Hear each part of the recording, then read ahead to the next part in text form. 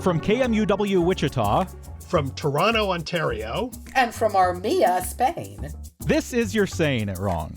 Let's talk words.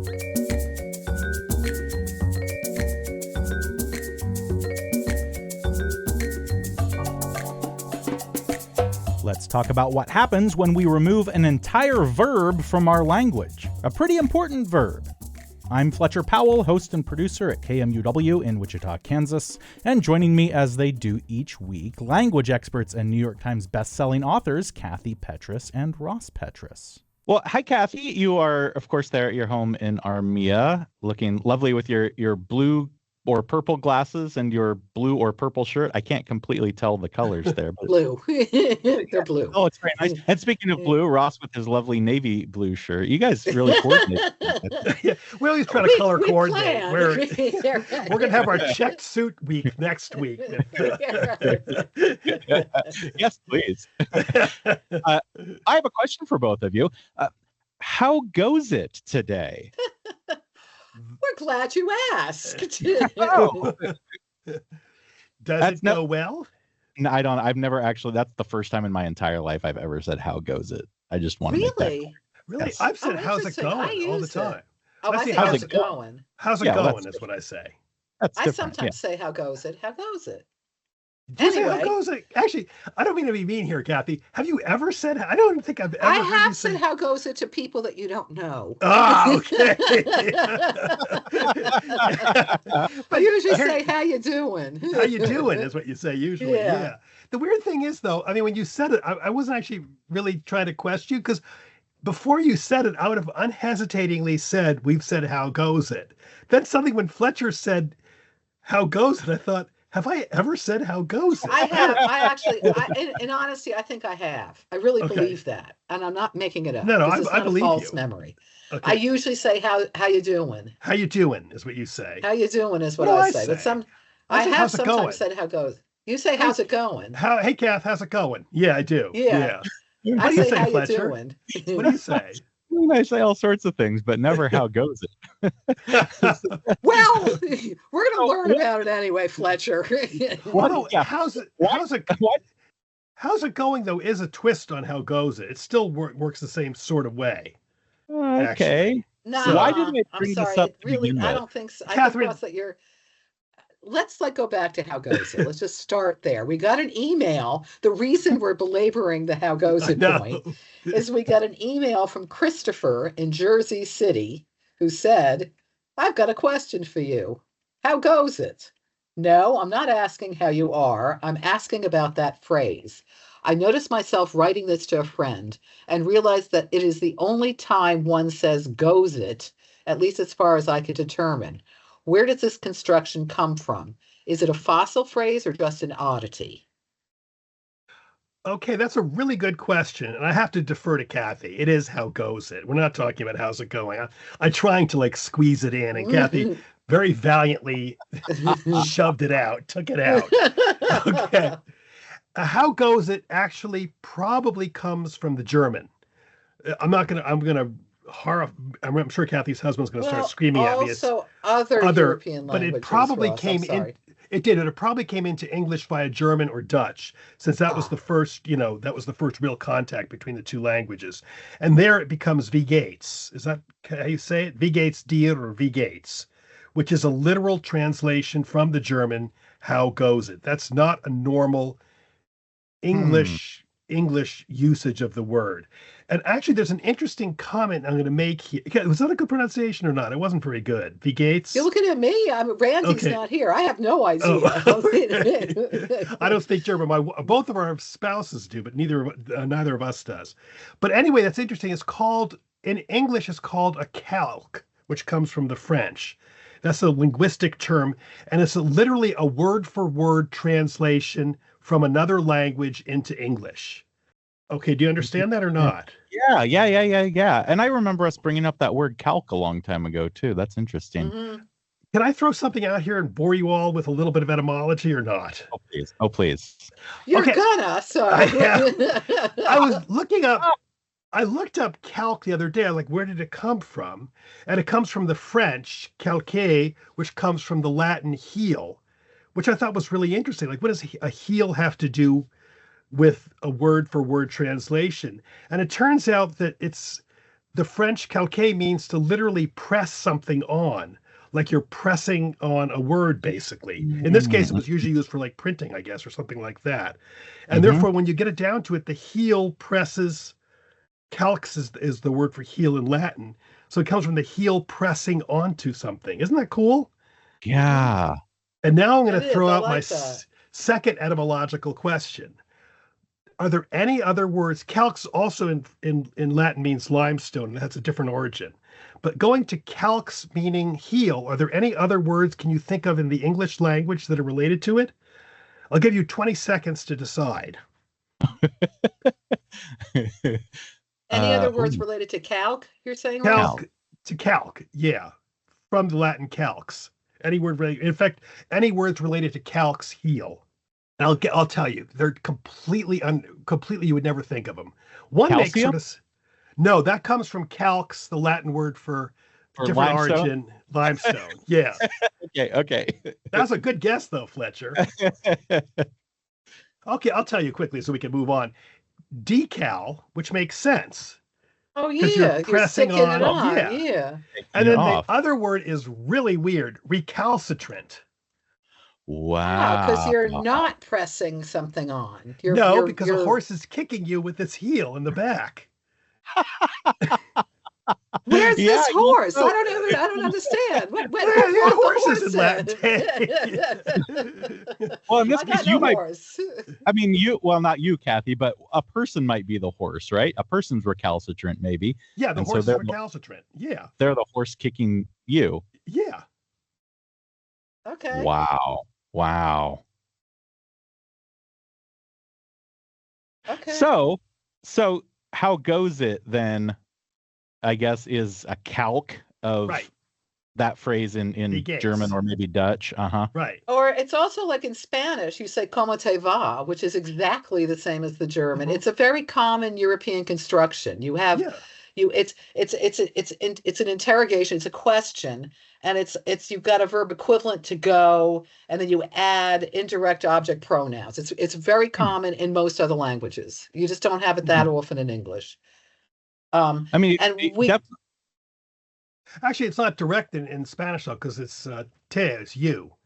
I think the French would be more, but it's not. That's not literally how it goes. It's the same as V gets deer. No, it isn't. However you pronounce it. V gets deer. No, but V gets is it. There's it there too, isn't it? How goes it? Yeah, but French is in French it would be como ça va, which is how goes it.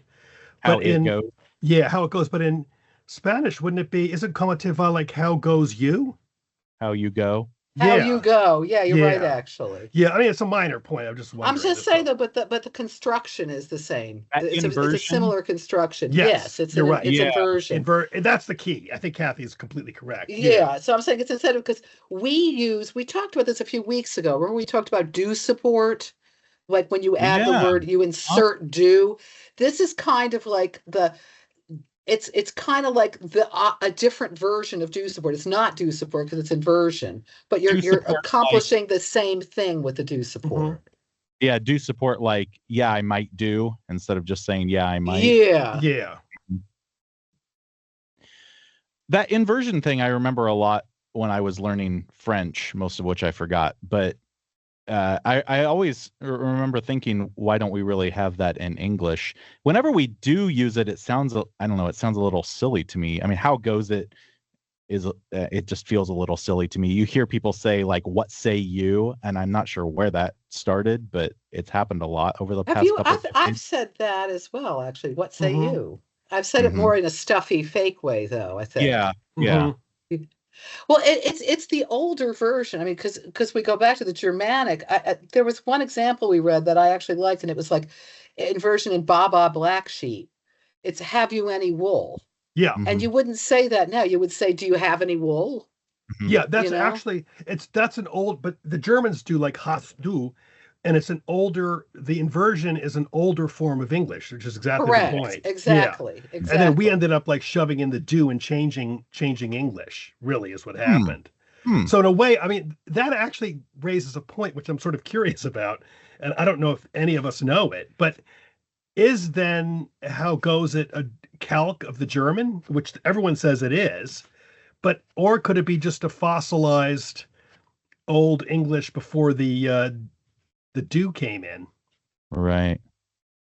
Do you have any idea, Kath? I don't have an idea, but that makes sense, because didn't they say things like "how be ye" and stuff? Yeah. I mean, I'm just thinking. Yeah, like Kathy calls on the phone all the time. How be ye, Ross?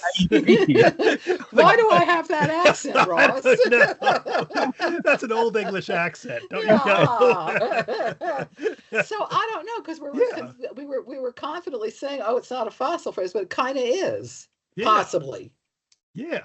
See, Christopher, aren't you glad you asked? How you doing now, Chris? Huh? How be ye? Okay, moving on to the next topic, Fletcher. This is sort of interesting. Kath and I were chatting. B. Yeah, it actually has a thing with B. Kath and I were chatting the other day, as we always do, and she started talking about her time in PR. Her boss said, Kathy said she used to suffer because her boss never let her use the to be verb, is, am, are, was, etc. in press releases. Whoa. It was hell. Yeah. It was, I can't tell you how hard it was to write them. Can you give me an example of what you mean? Like, instead of saying, it was for Ad Age magazine was what I wrote PR for. And I would say, like, the conference is going to be on the 9th of August. You would have to say, on the 9th of August. No, there will be a concert. The 9th conference.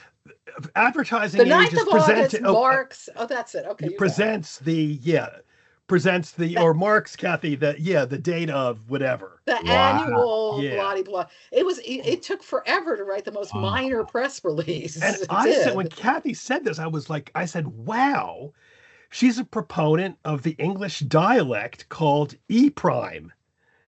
And Kath said, "What is E prime?" And we started looking it up. And we're going to ask you, Fletcher, right now, because we're sure you know. Do you know what E prime is? Of course. And let's move on to the next topic. No, tell me about this. This sounds insane. Okay, it is insane. Yeah, do you want to go on with it a little? It's really cool. Yeah, okay. First of all, E prime is short very cleverly for English prime, lest you were confused. Okay. Yeah, now it sounds even worse. Here we go. It was a proposition by D. David Borland Jr. He was a student of the philosopher and linguist Alfred Korzybski. Thank you, Ross, for letting me read this. Korzybski. Eat the biscuit. Alfred has a biscuit. Alfred Korzybski, who developed general semantics. And Borland thought that if you remove the term in all of its forms of to be, people would both think more clearly and avoid misleading statements. Yeah, wow. The key idea is Korzybski, with general semantics, had the basic idea that there's a lot of complexity. As soon as you say something about him, everyone goes, well, actually, he meant this. But you can't, these philosophers, you can never really delve into it without reading it. Down. Yeah. But the basic idea is that everything we do, we see, say, or whatever, is mediated through our senses, eyes, ears, seeing, feeling, etc. So therefore, the to be verb, like, for example, the cat is fuzzy, is like, basically, is the cat fuzzy? How do we know that? We know that, or we're saying that because we've touched the cat or see the cat. It's based on it's based on us. It's coming through us. It's not coming. Right. The cat is not acting. We are acting. Yeah. And the cat is not we don't really know if the cat exists as a fuzz thing or not. The only thing we do know is that we're getting into Schrodinger territory. I know. We're perceiving the cat being fuzzy. So the cat is both fuzzy and not fuzzy. Yeah. Well, the cat, actually, we're going to be changing a little bit even there. The cat could be fuzzy or not. We don't even know. So we're saying, like, instead of the cat is fuzzy, we'd be saying, like, the cat appears fuzzy or the cat feels fuzzy. Right. The cat feels fuzzy to me. Exactly. Well, you don't even have to say that to me. Wouldn't that be implied? Or do you have Yeah. to say the to me in E prime? Well, I don't think he really specified that. I'm trying to be picky here. He wrote a book. I think it was great though. I think he wrote 2 books, and it was like the E prime book was To Be or Not, an E prime anthology. Mhm. Don't you like that? Because I get the idea. I think in practice it sounds like it's just horrifying, but I kind of understand where he's coming from. yeah, and the Okay. key thing Go, also is one more thing. The key thing, what it really does, and I think probably this is what Kathy's boss was trying to get her to do, is most passives are formed with passive forms are formed with to be verbs. I was tired, etc. And basically, by getting rid of to be, you get rid of an awful lot of passive verb constructions.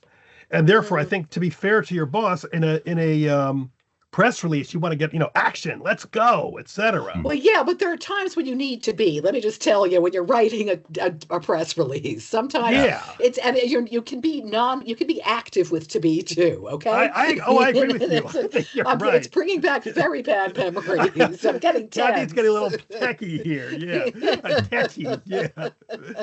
No, but the key thing is it does reduce dramatically your to be. I mean, you can form it to be like he got tired, I guess, would be sort of a passive tense, but be is the real heavy lifter when it comes to passive. Yeah, like you say, the cake is delicious. Mm-hmm. Let's have Fletcher Let's have Fletcher do the translations. Fletcher, okay. Let's do a test. You're going to translate things into E prime, okay? Fantastic. Okay. They're not easy. And then you're going to write a press release for us.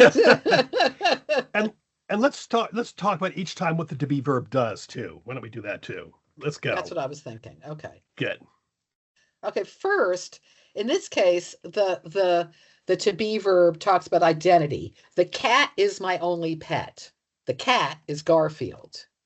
Okay. Translate E prime. The cat's which part? The cat's name is Garfield. I have named the cat Garfield. I named the cat Garfield. Okay, good. But the cat is my only pet.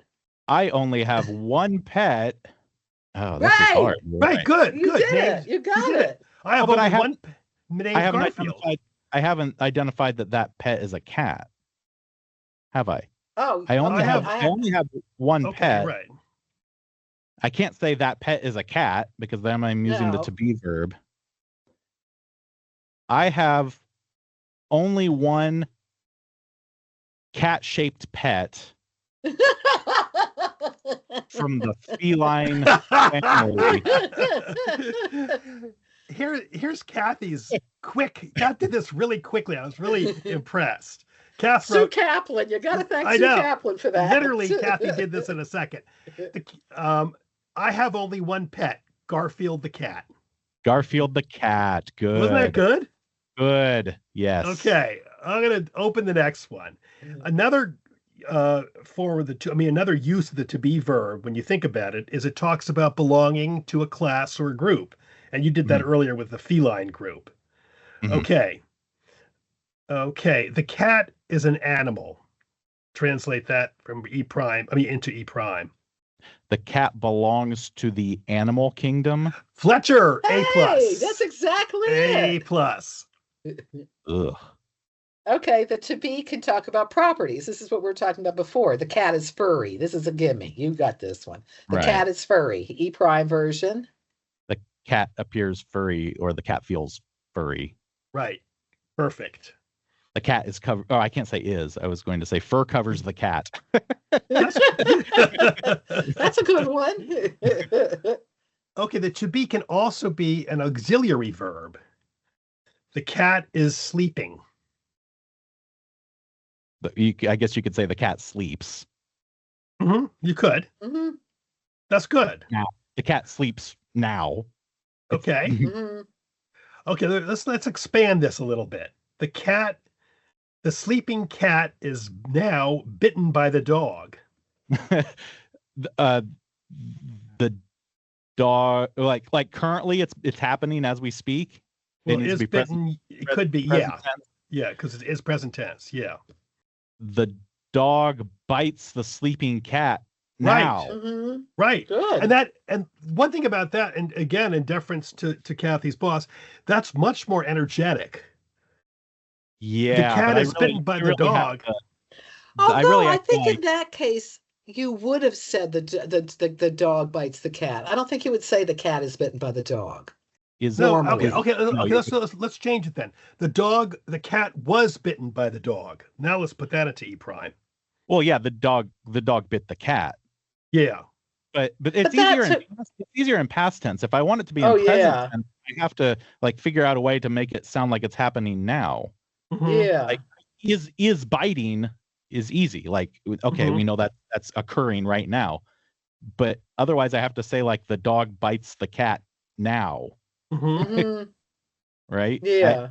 I see the dog, but in that sense we're going back to what Kobieski and then I see the dog biting the cat. Yeah, yes. Putting yourself in as the agent, that's what we're not doing a lot of. But normally you would have the me in there. Yeah, the I or the me. Because again, going back to that philosopher, the idea that is we're really basically mediating it through our own senses to some degree. Right. So I saw the dog bite the cat. Yeah. I see the dog bite the cat. Yeah. I mean, this is obviously not useful in all situations. The truth is a lot of it is implied in our language.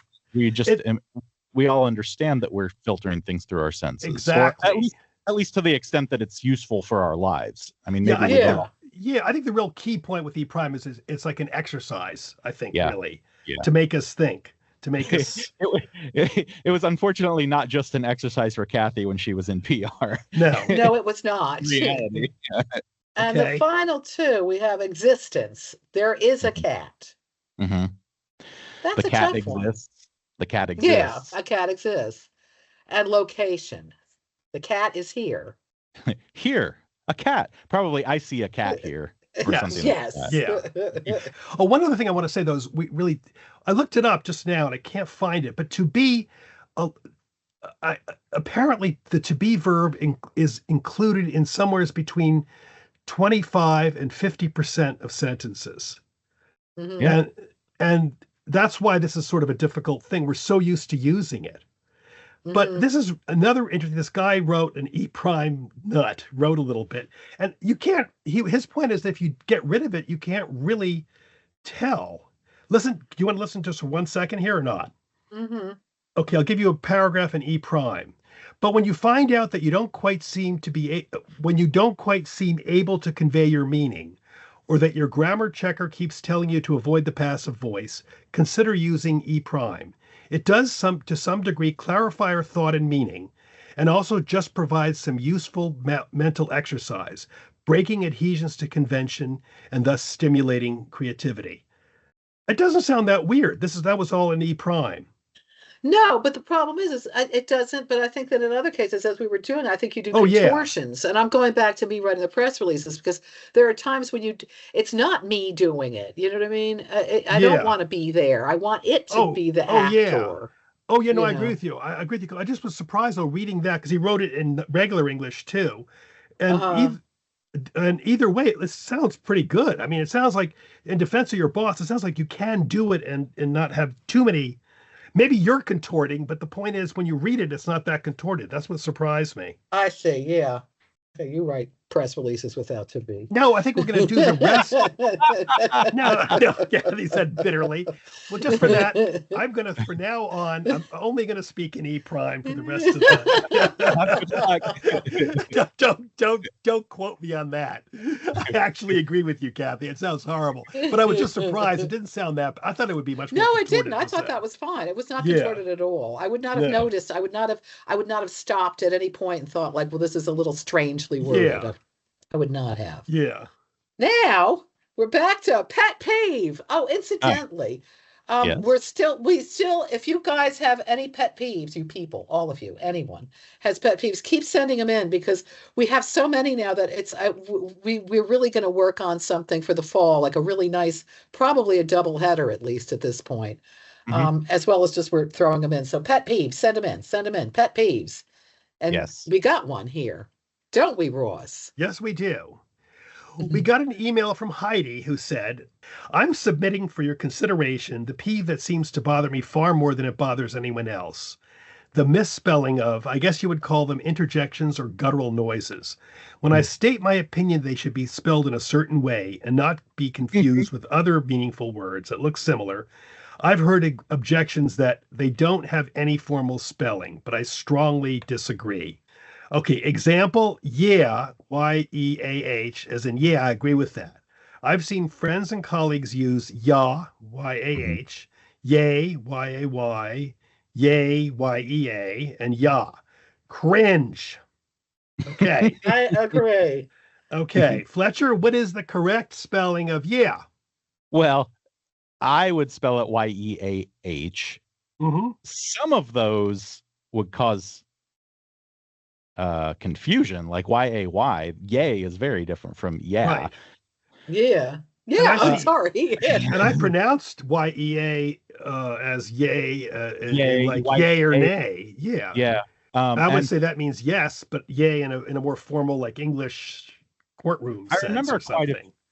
I remember quite a few years ago seeing someone spell yeah, Y-A, and it was weird to me. I didn't understand why you would do that since the word yeah is right there. Mm-hmm. But it kind of seemed like maybe it was an age thing. Like I was a little older than the people I would see doing that, and so I wondered if I think you're right. Yeah, it could be. I would read that as ya, like that. Sure. I would too, and it took me a minute to understand that they were just saying yeah. Yeah. I think it's a little weird, but if it's an age thing, then it's one of those things that is just leaving us behind. I don't really know. I'm looking up Google. Interestingly, YA is, because in the OED is they have as a alternate spelling for YAH, which is yes, which is yeah. The etymons are yeah. So I mean, it's they're all related, even though I'm just looking on Google Ngram, which again is admittedly very unscientific at this point because we're dealing with books. We don't know how many, whatever. But YA dramatically increased in the 1980s. The spelling. Oh, really? Yeah, I don't know, but we don't know what that means. We don't know what there's no. But that's still just interesting that the use of ya dramatically increased. YA can also mean like your. Hey, it's again. Yeah. That's a real problem with language with these things. Interestingly, YA as in our year, and they have it. It's archaic and British regional, Scottish and English regional. Back in the Old English, you had ya. Yeah. No, they have YEA now. YEA. Yeah, as a yes. Yes. I think they also have YEE. I say it's YEAH. That's basically the bottom line is in most English documents, etc. It's spelled YEAH. Now let's move on to something else, which is when I say it's mostly spelled YEAH and someone disagrees with me, they go nah. How do you spell that? Oh, that's funny because nah to me would probably be NAH, which is like nah. Yep. That's true. Okay, now Heidi wrote, which fascinated me because Heidi, no offense, but I'm going to take exception to with what you wrote here. She wrote, I don't even know how to write you about the word I'll call nya, NYEAH, as in yeah, with an N in front of it. She said it's the opposite of yeah, as in yeah, let's not go today after all. Yeah, I would say I don't think that's yeah, that's nah. Nah.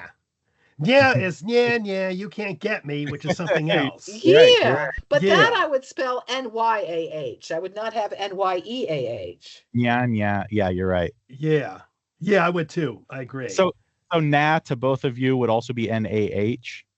Yes. Nah, and that nah. tends to be the dictionary, basically the basic form reflected in the dictionary. And they basically the casual no. They basically date it back to 1920, reflecting a drawn out American English pronunciation No, of Ross, no. I'm sorry, Ross. No, I have to cut you off there.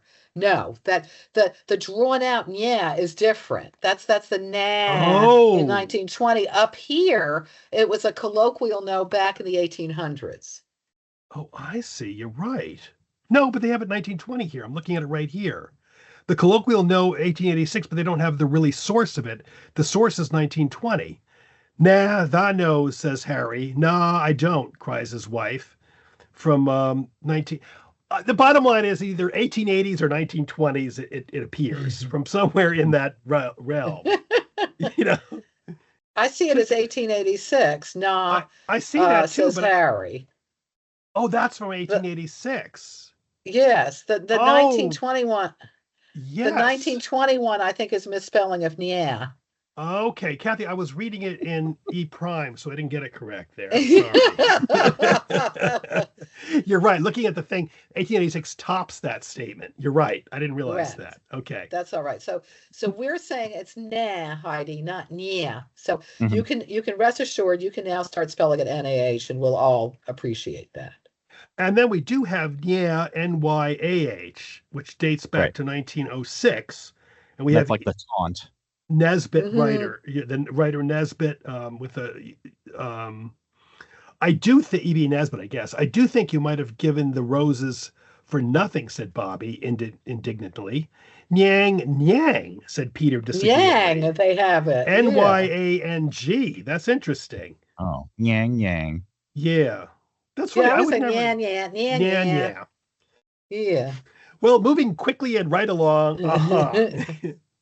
She says, it also drives me crazy when I'm reading dialogue in a book and the author tries to indicate either agreement or disagreement with various spellings of aha or aha or Mm-hmm. In my pronunciation, I pretty much say for agreement, aha for agreement. Spell that. And Spell that. something, she has UH and then HUH. And then UH dash HUH. or she has Yes. just UH, new word HUH, and then Okay. something close to No, Ross, she's got it. No, I'm sorry, Ross, she's got it I know that, hyphenated. but I think that was, but on top she put didn't she? Here or not? No, I put I think that she in. was saying that pretty much though, because then she goes UH here below. She has UH, or did you No, write that in? I wrote those in. Kathy, do you have to write in these things and confuse your brother? Yeah, okay. She has UUH dash HUH. We That's both say okay. we both say UH, new word HUH. Oh, okay. And the OED says UH HUH. They have a Hyphenated. hyphen there. They have a hyphen. I would probably hyphenate it if I were writing it. Mhm. I would too. You just said which is along those lines, but would be spelled MMM-HMMM, wouldn't it? Right. Maybe not so Mhm. many M, maybe not so many M's on the second word there, but Well, actually, Merriam-Webster has MM-HMM. That's what I would put, do. Yeah, I would put 3 M's on the first, but I understand either way. It's really interesting because I don't ever say. You're right. I said That's what I say. I don't say Yeah, I say I say Yeah. You say I say It's a little song. How would you spell the I wanna negative say now? Oh, I was going to say, as someone who edits both of you every week, Uh-huh. your I just audio, said you both say a lot. We do.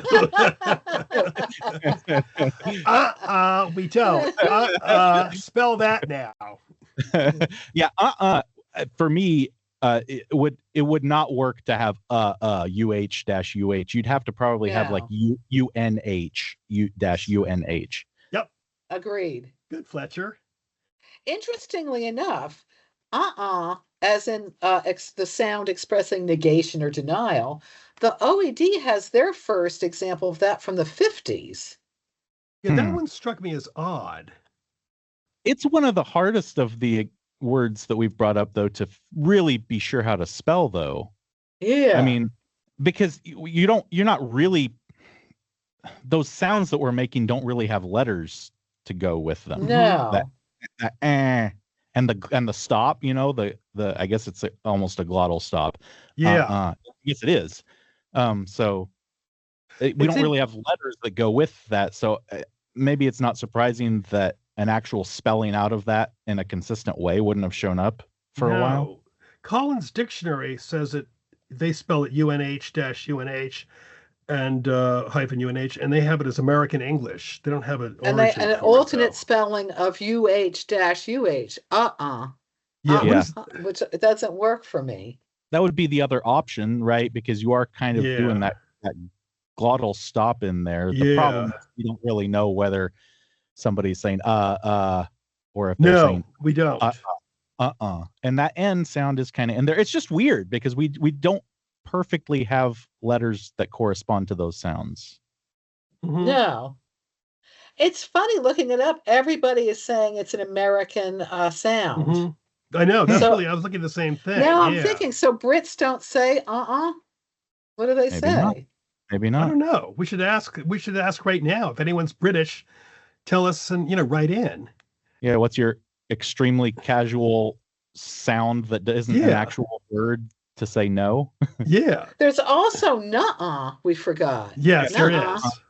I just realized that. Nuh-uh would be okay for me, NUH-UH or NUH-UH.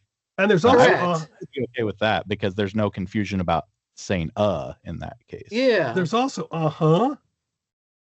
like it is UH-HUH. Yes. Often ironic or non-committal, recorded from 1894. And what's funny is that's not consistent sound-wise with because we are saying that nasal sound is in there. We're not spelling it with an N, are we? No. That's so weird. I was just thinking though with nuh-uh to me is more sarcastic. Like you do it nuh-uh. Oh yeah. Don't you think? You don't say nuh-uh like you say they're different. They use them at different times. It's either more sarcastic or maybe more emphatic, right? Yeah. You could be like, nuh-uh. Yeah. Okay, guys. Whoa. Let's cut the conversation short. Nelly. And we have talked about whoa before. We have. Just quickly, to answer Heidi quickly, whoa, the generally accepted spelling is WHOA. Mm-hmm. A lot of people, she's peeved at this, and we agree with her. They spell it WOAH, but that's absolutely acceptable to me. It's absolutely acceptable according to most people now. It's entered the dictionary. It's not acceptable to me, however. We both prefer whoa. I am one of those who call it an abomination. I hate WOAH. I don't know why. I've talked about this last time. Because to me, that's Noah. Noah and the ark, Woa and the ark. It's not woe, it's Noah. Yes. I always call him no. And we found one thing from Forbes from 2014, which really needs to be corrected. They were talking about the Zeppelin organization with about 15 people traveling with the band. And the end quote was, "And woe betide if the stuff wasn't ready," he said. And they spelled woe betide as WHOA. Oh boy. New word BE, new word TIDE. And I think Forbes needed a good copy editor. Usually I'm always screaming when we get copy edited, but there are times. Whoa!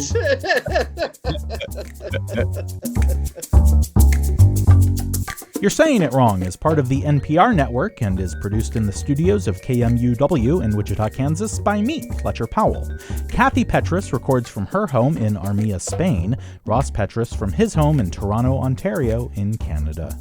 Torrin Anderson composed our theme music. Our digital team is Beth Golay and Carly Cooper. Carly Cooper is also our video editor. You can subscribe to our channel on YouTube.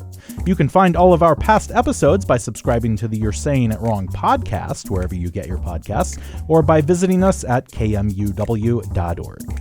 If you have a question for Kathy and Ross, if you'd like to suggest a topic, or you just want to reach out, you can email me at powell@kmuw.org, or email them at kandrpetrus@gmail.com.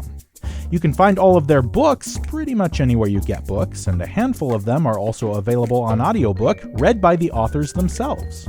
Thanks for joining us. We'll be back next week.